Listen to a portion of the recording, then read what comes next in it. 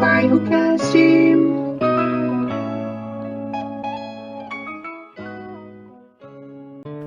Olá, estamos aqui na gravação hoje de um outro Bairro Cast. É um prazer estar aqui. Hoje eu estou super feliz porque vou falar com uma pessoa que é muito importante aqui do movimento cultural da Zona Sul. Eu sou Diane Padial e vou bater um papão aqui sobre literatura, sobre sarau, sobre os processos de construções desse movimento cultural, aqui hoje com o poeta Binho. E como não poderia deixar de ser, para dar início nesse papo, eu gostaria muito de pedir então que você, já se apresentando, falando um poema. Aqui onde existe a cidade em mim, é quase noite no meu ser. Meus homicidas estão me esperando. Já ouço as sirenes vindo me buscar. As estrelas estão todas do meu lado. Eu vi uma lua indo para São Paulo. Eu nunca sei de que lado as sirenes estão. Eu nunca sei de que lado as sirenes estão. Você sabe? Nossa, que maravilha, eu não sei não. Aliás, as sirenes têm feito muita arruaça aqui. E agora a gente fica mais confuso ainda, né? De onde é que ela está vindo, porque são tantas que passam nesses momentos aqui, né? A gente que está perto da avenida, então são muitas sirenes. Mas me conta um pouco, Binho, assim, de onde é que você veio? Como é que foi lá a sua infância? Não venho mais. A minha infância, eu vim aqui do Campo Limpo mesmo, sou morador do Campo Limpo, bairro Zona Sul de São Paulo, né? E a minha infância era quase uma cidade, aqui era quase interior, né? Muito espaço ainda, né?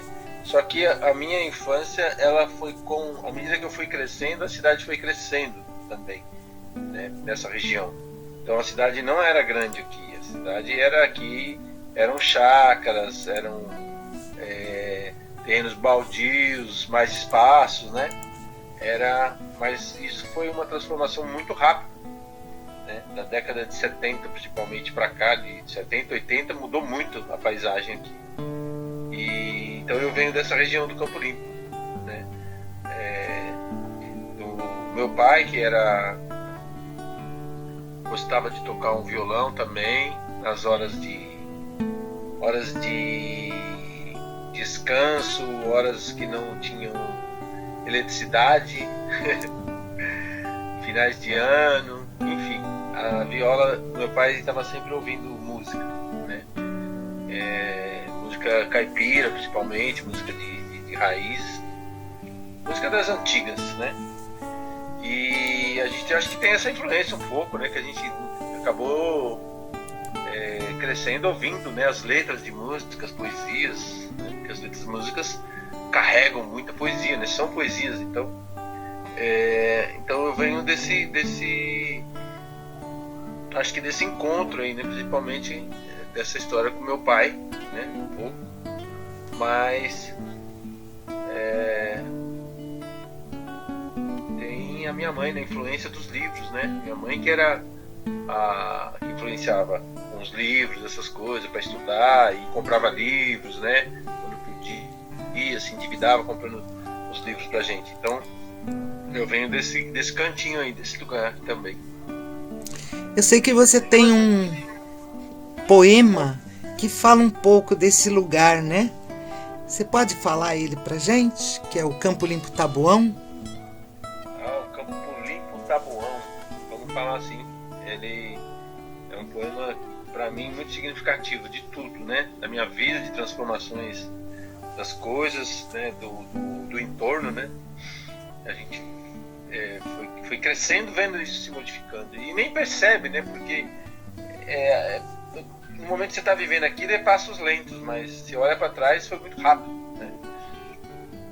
Então vamos lá. Campo Limpo Tabuão. Quando nasci, tinha 6 anos. No lugar em que nasci, sonhava que era tudo nosso. tinha os campinhos e os terrenos baldios. Era o meu território. Já foi interior. Hoje, periferia com as casas cruas. As vacas com tetas gruas não existem mais. A cerca virou muro. Óbvio, a cidade cresce, o muro cresce. Vieram os prédios, as delegacias, os puteiros e as casas Bahia. Também cresci, fiquei grande e já não caibo dentro de mim. E de tão solitário sou meu próprio vizinho.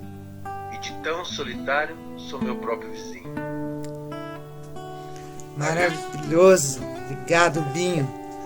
Agora a gente está nesse solitário, né? Você acaba sendo seu próprio vizinho, porque se a gente acabou se isolando tanto nessa quarentena das pessoas, né? Então, os vizinhos depende também, né? E ao mesmo tempo se solidarizamos, né? Uns com os outros. Então acho que houve uma aproximação também às vezes. Sim, é um momento bem dicotômico, né? Ele tem dois lados. Tem esse lado do isolamento, mas é o lado que a gente mais pensa no coletivo, né? Que você pensa no outro, que você pensa na família, você pensa em quem está longe. Então, Você começa a perceber que dentro desse sistema parece que não tem uma saída individual, né? É coletivo mesmo, né? Então, acho que isso. Fica um pouco essa lição, né? É que nem faltou comida, no sentido que tá tendo uma boa mobilização. Lógico que tem gente passando fome e tudo, mas por exemplo, água, né? Não tem essa coisa ainda, né? Não faltou água, o básico assim, né? Então, você imagina uma cidade como São Paulo começar a faltar água, o caos que não vira, né? Nos transportes, sei lá, faltar gasolina, enfim, ainda estamos num estágio um pouco ainda que pode se visionar coisas ainda para o futuro, né? Não é um futuro ainda tão assim que não se há uma esperança, né? Mas deixa a gente para baixo, de uma certa forma, tudo isso, essa incerteza, né? Deixa a gente tem dias mais difíceis, né? Acho que para todo mundo.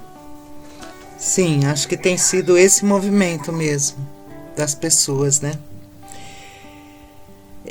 Queria que você me falasse um pouco como é que foi que você despertou para a poesia, como é que você se descobriu poeta, como é que ela fez essa entrada na sua vida, né? Como é que a poesia chegou?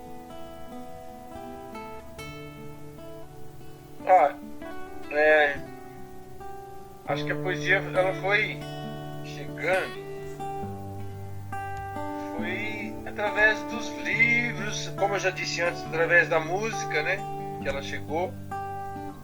Mas o momento assim acho que na escola, né? Algum momento, uma vez eu fiz um cursinho, eu e Suzy, a gente gostava de ler um livro que tinha muitas estrofes, um livro do segundo grau, assim, sabe? Que tinha muitos trechos de poesia e tal. Aquilo ali a gente ficava brincando com aquilo e tal, então tinha um gosto ali por aquilo, né? E pelas canções, né? A gente que cresceu aí na década de 70, 80, foi uma época de muitas canções, assim, parecia, né? A gente fica crescendo a partir desse momento, através das músicas, acho que influenciou muito. Agora, quando eu comecei mesmo a escrever, assim, com mais frequência, né? Hoje até nem escrevo mais, estou escrevendo muito pouco. Mas através da biodança, né? Isso foi em 95, que a gente fez umas vivências assim e oferecia uma poesia para um amigo, para alguém que você ia fazer e tal.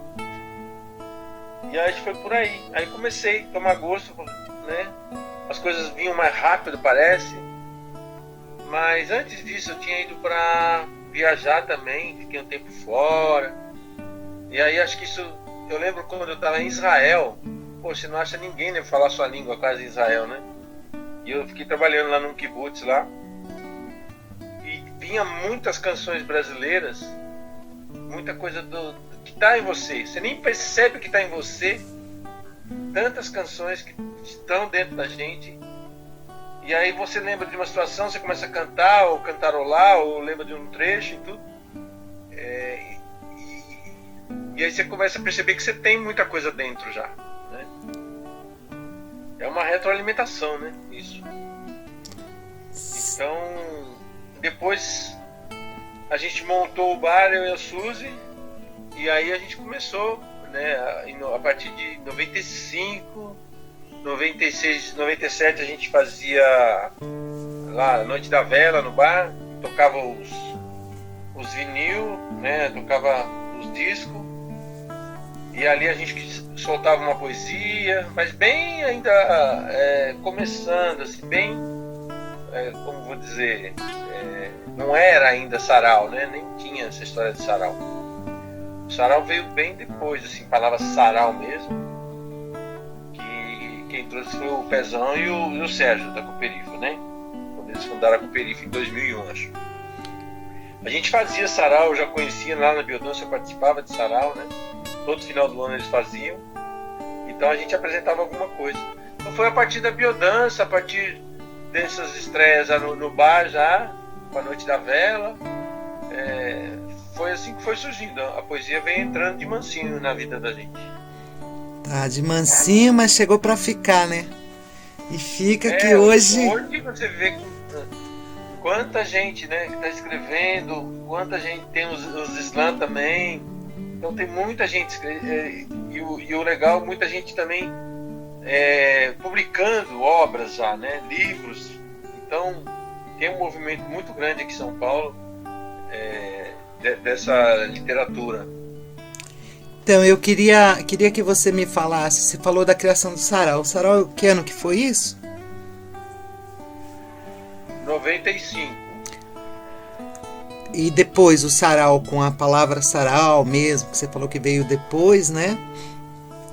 Aí ele chega em que ano? Que você começou a fazer regularmente os saraus? Não, você diz o sarau do Binho? Sim, sim. Aí 2004. E por que é sarau do Binho? Porque era Bar do Binho, né? O bar que a gente tinha. E aí o pessoal chamava de Bar do Binho. Então, e o sarau começou, o pessoal, vamos lá no Binho, no sarau, ficou sarau do Binho. Aí até que um dia alguém me deu lá uma placa, né, o Heraldo fez lá um trabalho bonito e colocou lá sarau do Binho na placa no bar. E ficou. Batizou naquele dia? Eu acho que sim, né? Não lembro mais também. Mas o pessoal já, logo no início, já chamava. Isso foi o que? 2004? Abril, por aí, maio de 2004. Tá. E você teve um movimento sobre a postesia. Você pode me falar um pouco o que foi isso? Posso. Bom, a postesia, então, você vê como é que a gente até esquece, vai falando. É o embrião, né, disso tudo, né? Porque da Noite da Vela ali, a gente falando poesia e tal, e eu ainda me acostumando com a ideia, escrevendo e tal, eu quis colocar poesia em post, né? Aí juntei com os amigos da Biodança, eles deram uma parte, me financiaram lá que era para o livro, que eu acabei usando o dinheiro para as placas, né? Depois veio eleição e tal, a gente acabou também retirava as placas dos políticos e devolvia com poesia, né? Mas o postesia era isso, era retirar as placas dos políticos das ruas na época, pintar elas e devolver com poesias, né?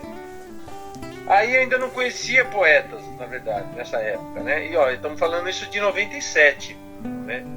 Não conhecia poetas para poder fazer um sarau mesmo, né?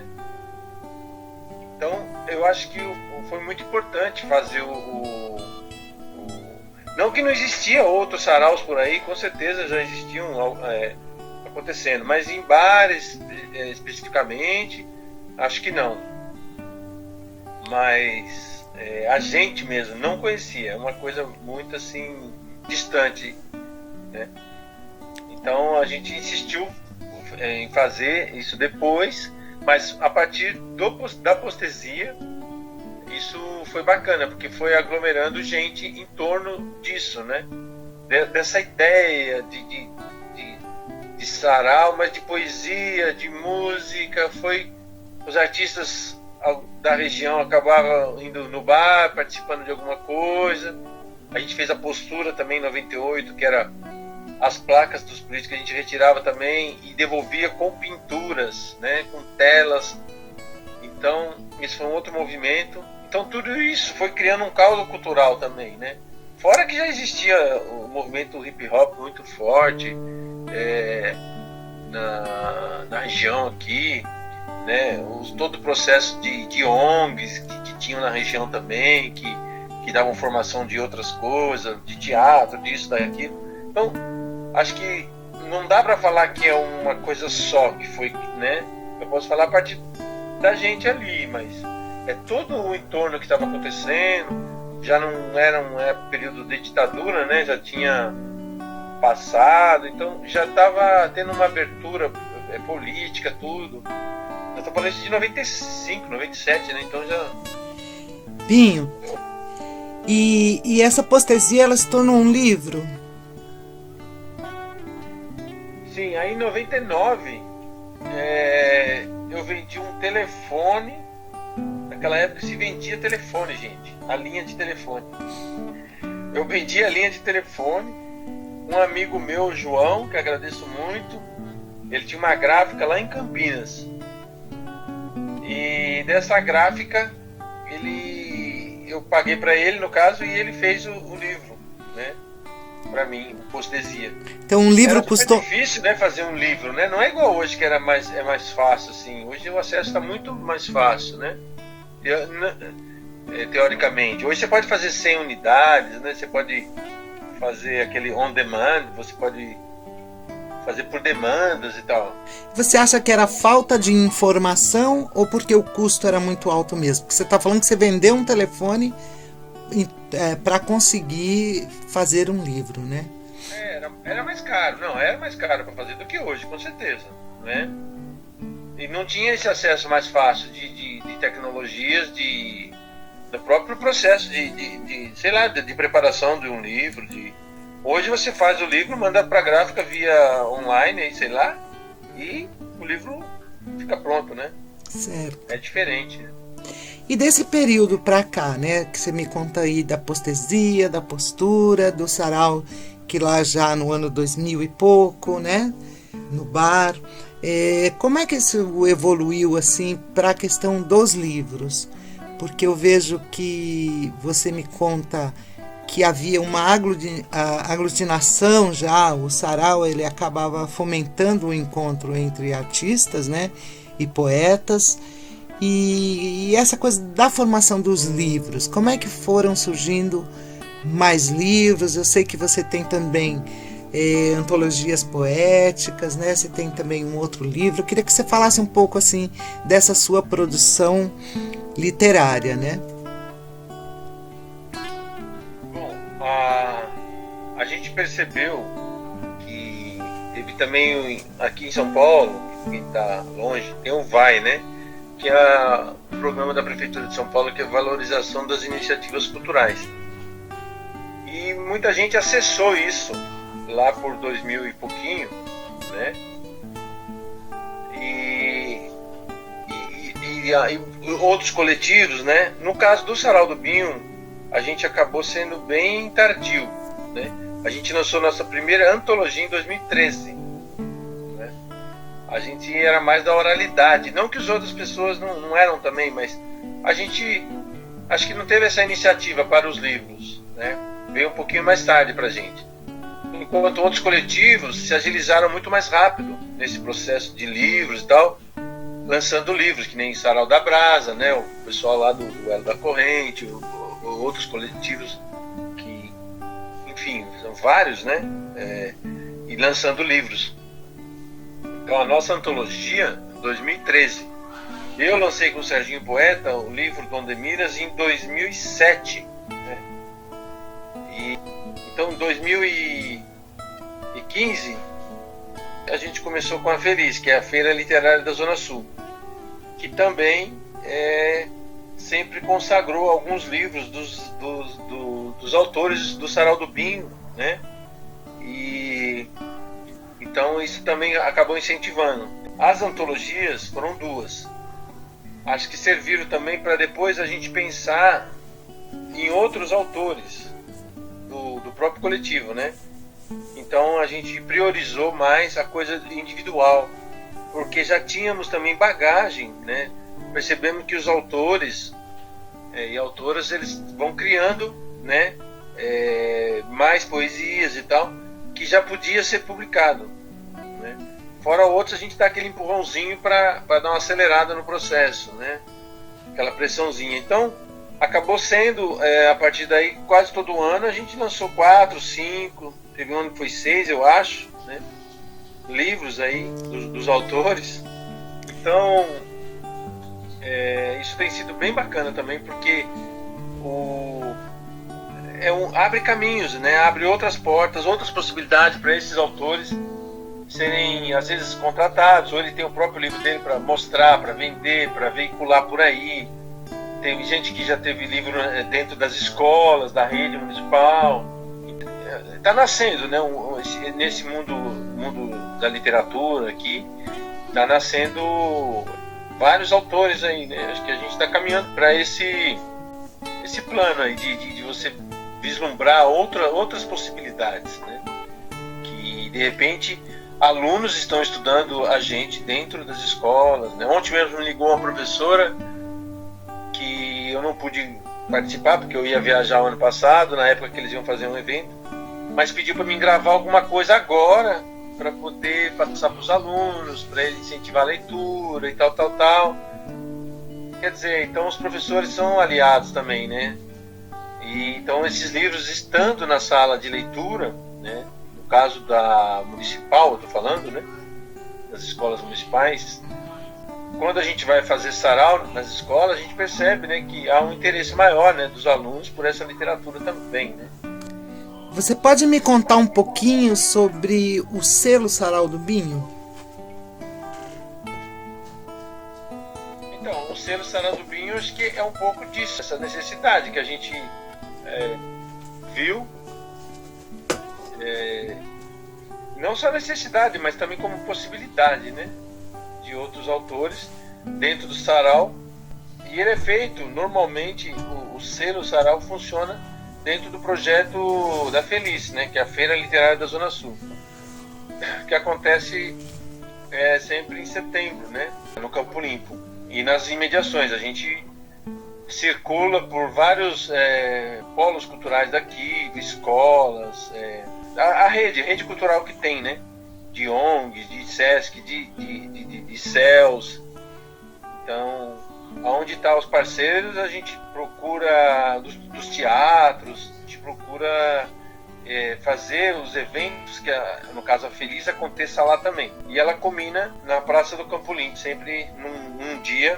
Depois a gente percorre, normalmente 12 dias a feira, e aí ela se dá o encerramento na Praça do Campo Limpo, com vários coletivos, barracas de artesanato, de produtos locais, shows. Então a gente vai autores, editoras independentes, então a gente prioriza muito o fazer local, né? Tanto de música, a parte cultural, né? Como a literatura.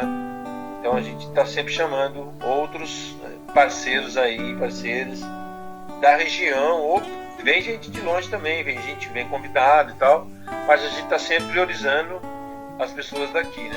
Ah, que ótimo, Binho. É muito bom, um evento super grande, né? A Feliz, ela tem uma repercussão bastante grande no território e fora dele. Eu queria que você falasse um pouco do seu projeto de leitura, né? Da sua influência na leitura. Você falou um pouco das escolas. Como é que você também compartilha esse acesso à leitura, né? Que é essa forma aí que a gente sempre vê essa preocupação sua na doação de livros, né? De chegar esse livro na mão da população.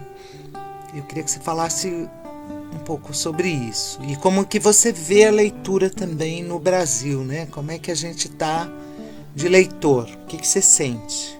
Bom, como leitor, eu acho até que está sendo produzido muita coisa, porque hoje as pessoas estão escrevendo muito mais, né? Não que seja impresso, né? Mas no virtual também. Acho que isso está dando margem aí para futuros autores, até porque as pessoas têm a prática de escrever, né? Então há uma comunicação a todo tempo, né? Com as pessoas. Então eu acho que isso eu acho que hoje acho que se lê muito mais do que antigamente, né? Posso estar falando besteira de um lado, mas de outro lado não, eu acho, sabe?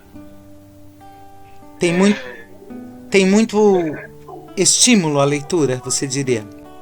Porque você abre o Facebook ou qualquer outra mídia social aí, você tem que ler. Você está sempre lendo alguma coisa, uma informação, WhatsApp e tal. Você não para de ler, né? Sim. E esses livros, eles chegam para que perfil? Quem é a população que está recebendo esses livros? Bom, aqui nós estamos num bairro de periferia, né? Mas com a população acho que mais pobre mesmo, né? Se for falar, não sei. Mas ao mesmo tempo, também, assim, é difícil classificar, né? A, B, C, D aqui. Mas você vê que muita gente voltou a estudar, está voltando a estudar. Então, fazendo faculdade, que aqui tem faculdade na região.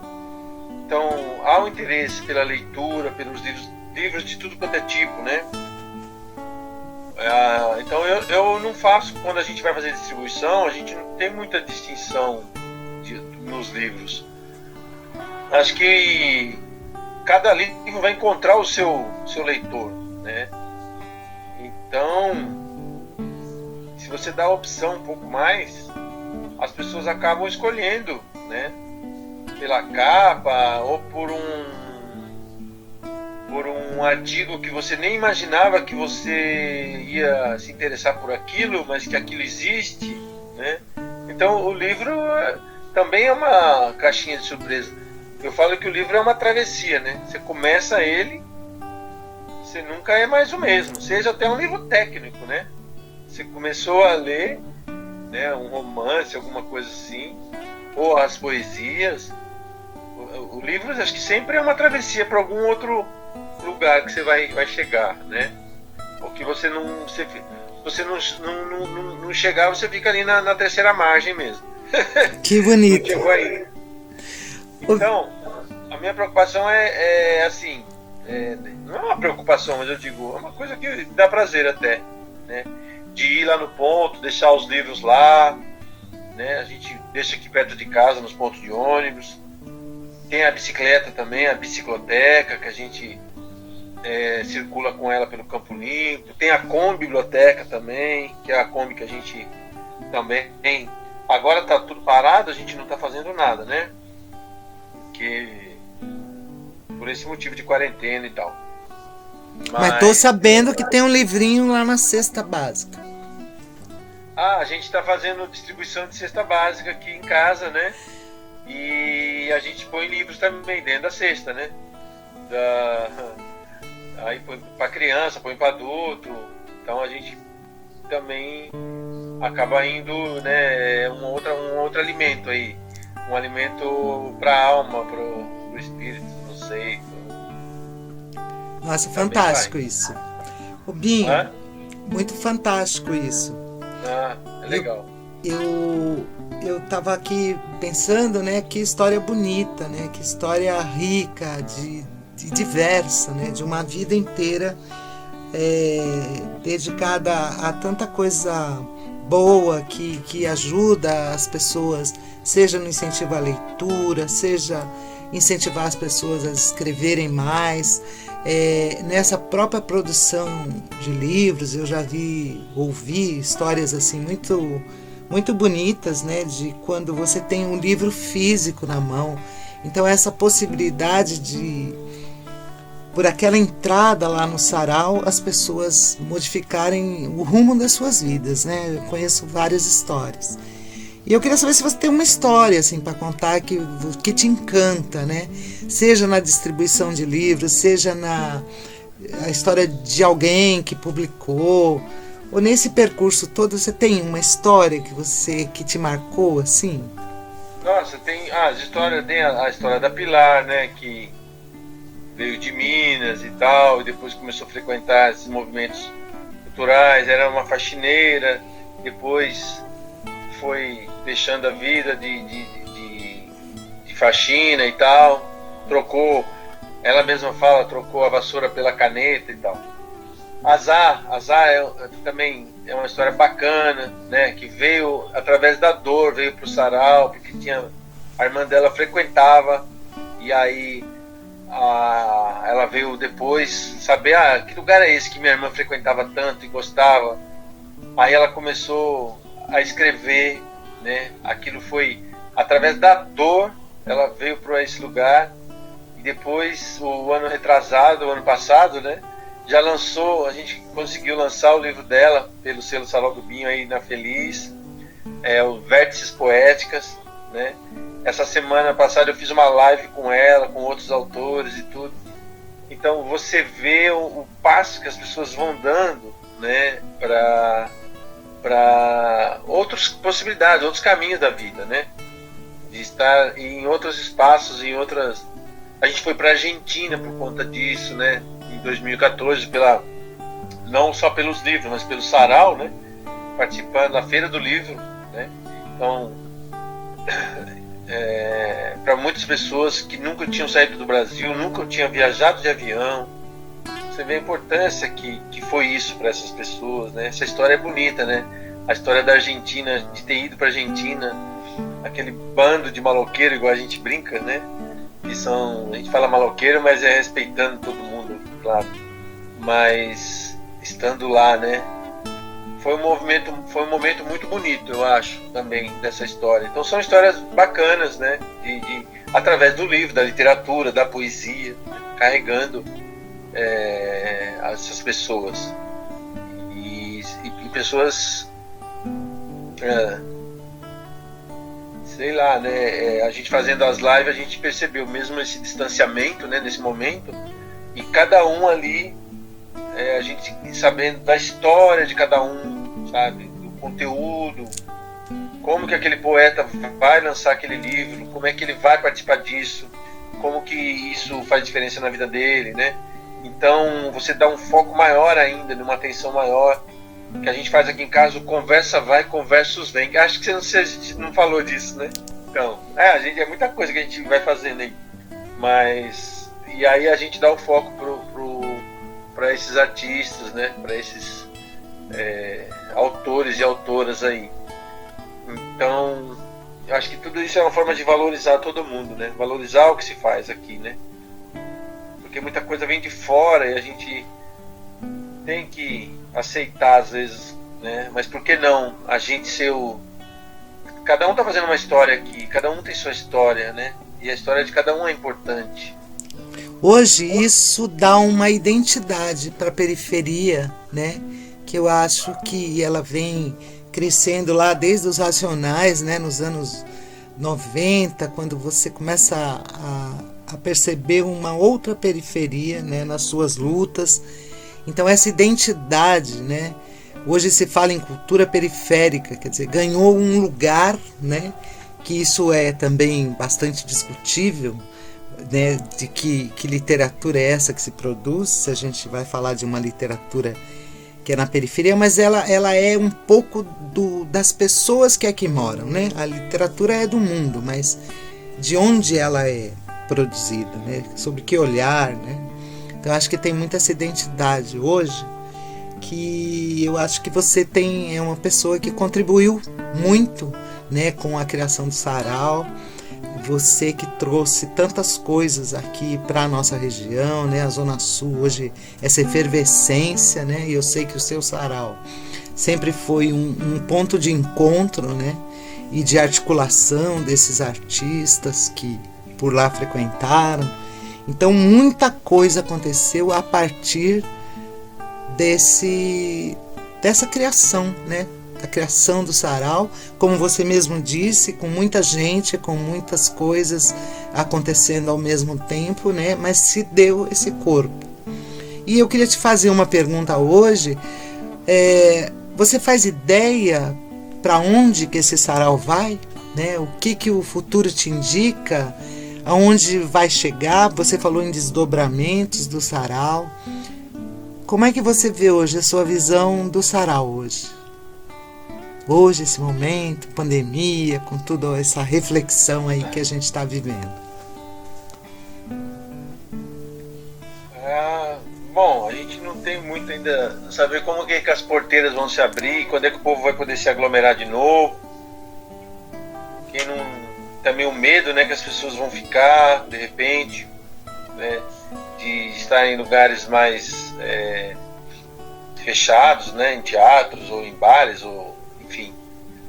Mas eu acho que a gente volta ao normal, né, porque você vê, a gente vai na feira, né, e as pessoas estão lá na feira, tá todo mundo de máscara, né, de focinheira, mas eu acho que as coisas voltam eles estão falando de nova normalidade, que, né, sinal que não vai ser nada como antes, nada será como antes, né? Mas eu acho que depende muito da gente, de querer fazer, né? Depende como vai estar a energia da gente, como que a gente vai estar disposto também, né? Não se deixar abater, mas como que a gente vai enfrentar tudo isso. Então eu não sei ainda, né? Da nossa parte, a hora que der, a gente vai voltar a fazer sarau, com certeza, né? Por enquanto a gente está fazendo lives, está fazendo sarau online e tal. Mas, então a perspectiva ainda não as perspectivas vão se abrir a partir desse momento de agora, do que vão surgir, né? Então acho que é muito viver esse presente, né? Ver o que dá para ser feito agora, para poder vislumbrar alguma coisa mais para frente, né?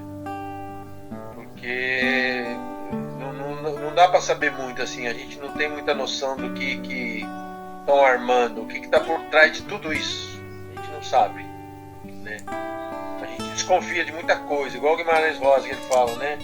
Eu quase que nada não sei, mas desconfio de muita coisa. Então a gente tem que usar isso aí, desconfiar. Sim, tá certo, Binho. A gente sonha com um mundo melhor sempre, eu acho. Isso aí, muitos, né, não aguentaram o baque, o tranco, que foi tudo isso, foi embora, né? Não sabemos se eles estão melhores que nós, mas a gente ficou, né? Então nós seremos os que irão por esses caminhos.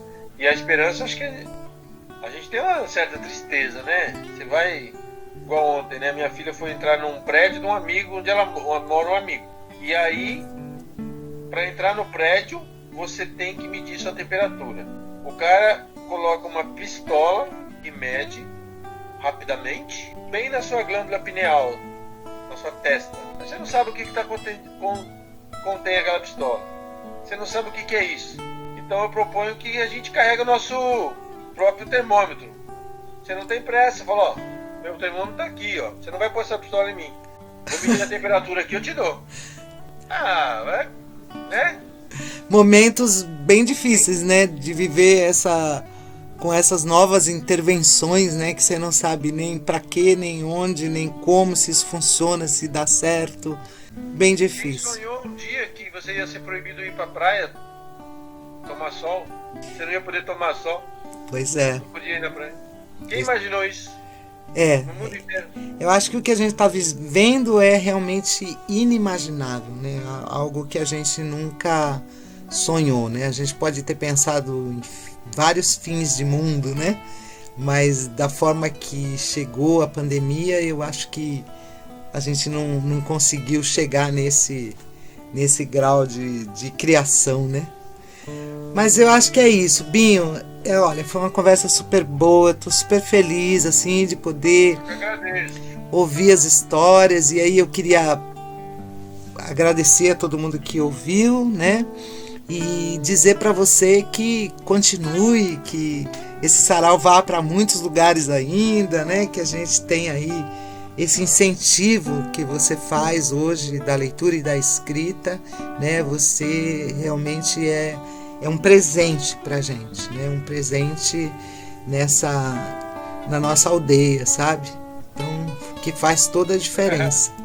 Então, só agradecimento. Falar em aldeia, a Nayana foi lá na aldeia hoje, na Tenondeporã lá, entregar algumas coisas lá para os Guarani também, que eles estavam precisando, né? Que a gente fez uma campanha para eles. São nossos irmãos que estão aqui, né? Viviam aqui há milênios e eles moram aqui na cidade de São Paulo. O povo Guarani, gente, resiste aí. Tenondeporã, Salve Gerard, Calipeti. Isso mesmo, eu acho que a gente está em colaboração, em parceria com os nossos, né? Então é muito importante aí quem puder contribuir e tá ligado aí no que está acontecendo com a região, o próprio avanço da pandemia nas aldeias, né? Acho que é bem importante aí todo mundo poder tá ligado e contribuir mesmo, né? De contribuição eles estão pedindo, estão precisando, então acho que é muito bom. Bom, Binho, super obrigado, né? Aqui é o E-Bairro Cast. A gente tem aí o intuito, né, de exaltar esses personagens, as pessoas que fazem a cultura aqui na nossa região. Então a gente vai seguir com os podcasts, vamos convidar outros autores, né, que estão no selo Sarau do Binho, que estão na plataforma E-Bairro. Então, se você quiser conhecer mais, ebairroweb.com.br. Então lá você vai encontrar esses livros, né, alguns dos quais a gente falou aqui, conversamos um pouquinho. O Binho também pode ser encontrado. Como é que faz para encontrar o Sarau do Binho? Onde é que a gente te acha, Binho? Lá na rede social? Na rede social mesmo, Sarau do Binho, tem lá no Facebook, por aí. E é nesses caminhos aí, Sarau do Binho. Binho, e para encerrar então, não sei se você quiser deixar alguma mensagem, quiser dizer alguma coisa, mas eu gostaria muito também de encerrar com um poema. Se você puder falar pra gente mais um poema, porque esse programa ele tem o objetivo da gente exaltar um pouco essa literatura que está sendo feita aqui, né? E aí, como você também não vou te chamar de pai dela, mas você tem muita responsabilidade sobre o nosso território e como se alavancou a literatura por aqui. Então a gente vai encerrar esse podcast, teremos outros convidados como autor, e o Binho vai então fazer esse encerramento, e eu só tenho a agradecer aí a todo mundo que participou, pelo apoio, né, o Comunidades em Rede, e conheça mais dos nossos projetos, nossos produtos lá na plataforma E-Bairro. E o Binho encerra com esse poema. É isso aí, gente. Obrigado aí, obrigado pelo convite, Diane. Eu vou falar um poema aí da caminhada, né? Em homenagem aí ao poeta Serginho Poeta, beleza? Que a gente construiu essa brincadeira junto, sair andando por essa América Latina. Eita, nós. Oba! A gente foi a pé até Curitiba, né? Nós e um grupo de mais... Chegamos lá em 33 pessoas, poetas, músicos e tal. Então quero fazer uma homenagem a todos esses que participaram dessa caminhada. Isso foi em 2008. Vamos lá. Ir e ir. Quero ver onde essa América se desmorena e se constrói, onde se desnegra, onde se desmestiça e se desmistifica, onde se andina e se desanda. Quero ver onde o samba é Gardel, onde o tango é Noel, onde a fala é o silêncio dos pampas, a cordilheira a mantiqueira, onde o ferro é o cobre, onde Itabira é Temuco, onde Neruda é Drummond, onde o Guarani é oficial, onde o Morumbi é La Bombonera, onde o Chile é Allende, onde nenhum Salvador é Pinochet. Quero ver.